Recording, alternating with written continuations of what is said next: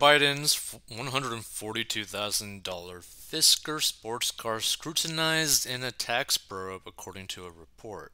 Which, by the way, I mean, the Fisker car kind of looks pretty cool, but would you really want to spend like almost $150,000 on that car?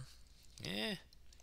So prosecutors leading the Hunter Biden tax probe are investigating his purchase of a $142,000 plug-in hybrid sports car whose manufacturer defaulted on a massive Obama administration loan touted by his father, according to a report Monday. Some of the testimony presented to a Delaware grand jury also appears to be intended to prevent the first son from mounting a defense based on his admittedly sordid history of drug and alcohol abuse, the Wall Street Journal said.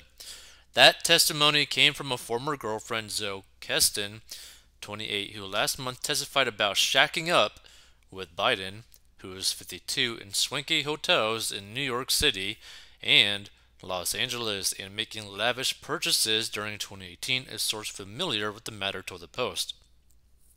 The car in question is a Fisker Karma, which was sold by the Fisker Automotive Startup Company after it got $529 million in loan guarantees from the U.S. Department of Energy to develop the Karma and convert an abandoned General Motors factory in the Biden family's hometown of Wellington, Delaware, for a planned line of family-oriented electric vehicles.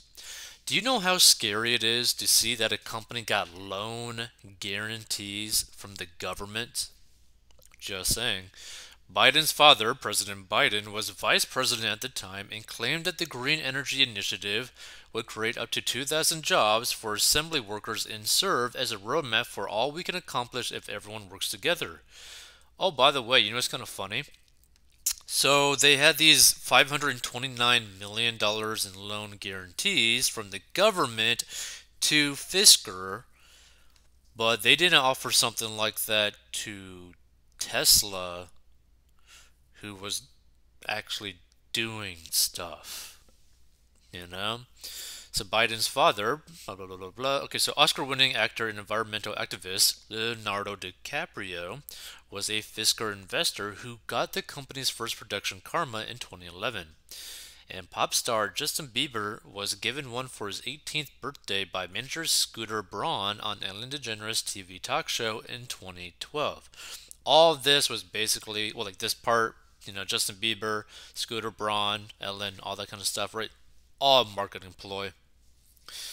Other investors in the company included some of Hunter Biden's business partners, according to Breitbart News. But Fisker went bankrupt in 2013 after receiving $192 million in federal loan payments, and the Department of Energy later admitted losing $139 million in taxpayer money on the deal, the most since the 2011 failure of solar panel maker Solyndra, which cost Americans $528 million.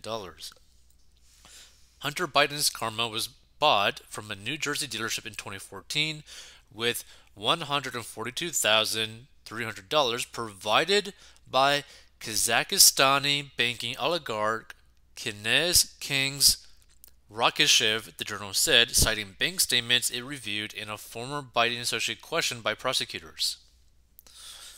Wow.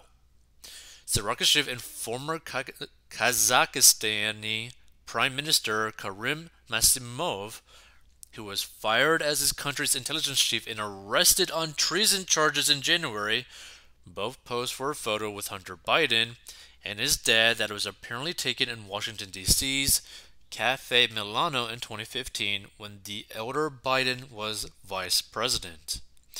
Hunter Biden eventually traded in his Fisker for a silver Porsche, his former associate told the Journal.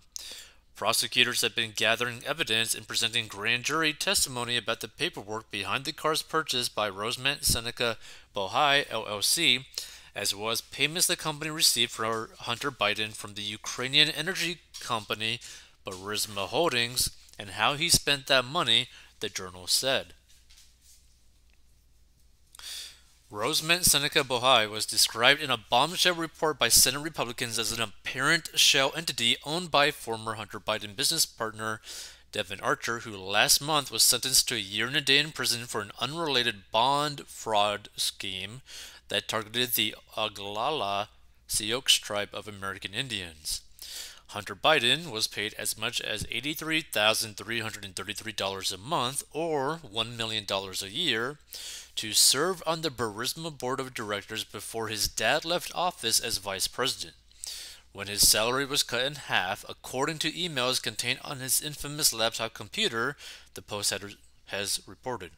Earlier this month, the New York Times said it had independently authenticated some of Hunter Biden's emails about a year and a half after the Post first revealed their existence, leading the Times to call them unverified and say they prompted concerns about Russian disinformation prior to Joe Biden's 2020 presidential victory.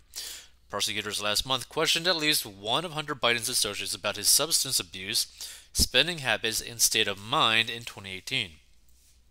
A source familiar with the matter told the Journal. The move suggests they're exploring whether it would help him defend himself against potential criminal charges so they could introduce it as evidence before his own lawyers if the case were to go to trial, the Journal said. It doesn't necessarily mean an indictment is imminent, but it is indicative of trying to lock in testimony with an eye towards a potential trial someday, former federal tax prosecutor Matt Mueller told the paper.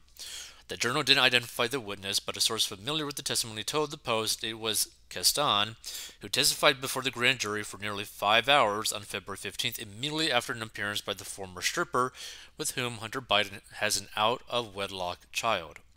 Hunter Biden has paid about $1 million he owed in back taxes, but it's unclear if he still has any debts to the IRS, the Journal said. And last month, the Times said Hunter Biden paid off a significant tax liability that could make it harder for prosecutors to win a conviction or get a long sentence to tax offenses.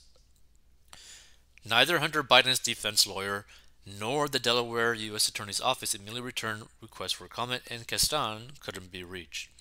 Now, the reason why we're talking about this is that it's actually going to be very interesting as to the outcomes of this prosecution. And the reason why we are saying that is that view it in this point of view, right? Say that Hunter Biden is basically found criminally at fault, right? If he does have financial ties to his father and that his father knew a whole bunch of all this other stuff, if they could prove it, and more importantly, if Hunter Biden decides to flip on his dad so that he doesn't get any time, which could potentially happen, what is the aftermath of that? What are the effects of something like that happening, right? Now, they probably aren't going to do anything, obviously, while Biden is still president, but if Biden ends up not running again for president and he gets out of office or is basically forced out of, like, to stay out of office after his term is up, it's going to get really potentially bad for that family because there's going to be a lot of investigations going on, a lot of people spilling the beans about stuff, and who knows the potential consequences that might end up happening.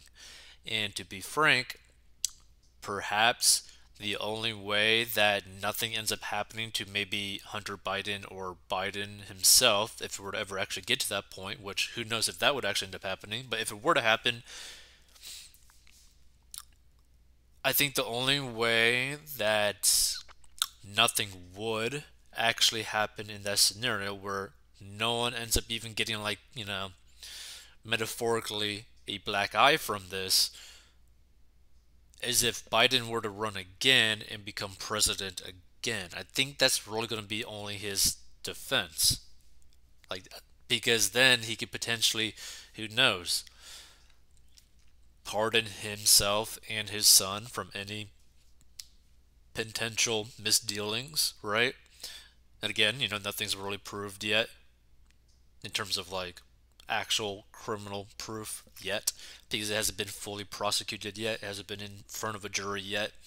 So it's just something to really think about, right? Because the potential side effects of the negative outcome of this for the Bidens could be potentially immeasurable, right? Because also you got to think about, okay, who and how many people are tied to them potentially in these bad dealings, right? So it's going to get really interesting, and this is actually something that people need to probably pay a little bit more attention to actually see, wait a minute, what's going to happen? By the way, if you want to learn how to get out of debt and master your money, go to 40inbox.com.